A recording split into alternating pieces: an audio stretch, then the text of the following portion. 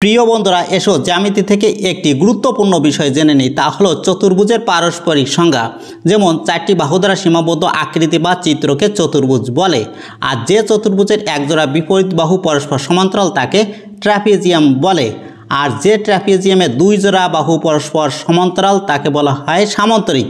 আবার সামান্তরিক থেকে দুইভাবে আমরা চতুর্ভুজের সংজ্ঞায় আসতে পারি, তা হলো যে সামান্তরিকের প্রত্যেকটি কোণ সমকোণ তাকে বলা হয় আয়ত।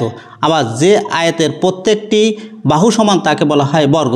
আবার এদিক দিয়ে যদি আমরা আসি, যে সামান্তরিকের প্রত্যেকটি বাহু সমান তাকে বলা হচ্ছে রম্বস। আবার যে রম্বসের প্রত্যেকটি কোণ সমকোণ তাকে বলা হয় বর্গ। তাহলে আমরা উল্টোভাবে বলতে পারি যে প্রত্যেক বর্গই আয়ত, কিন্তু সব আয়ত বর্গ নয়। আবার প্রত্যেক আয়তই সামান্তরিক, কিন্তু সকল সামান্তরিক আয়ত নয়। আবার এদিক দিয়ে যদি আমরা বলি যে প্রত্যেক বর্গই আছে রম্বস, কিন্তু সব রম্বস বর্গ নয়। আবার প্রত্যেক রম্বসই আছে সামান্তরিক, কিন্তু সকল সামান্তরিক রম্বস নয়। এভাবেও বলা যায়। আশা করি প্রিয় বন্ধুগণ ভিডিওটি তোমাদের ভালো লেগেছে। আর এর গুরুত্বপূর্ণ ভিডিও পাওয়ার জন্য আমার সাথেই থাকো।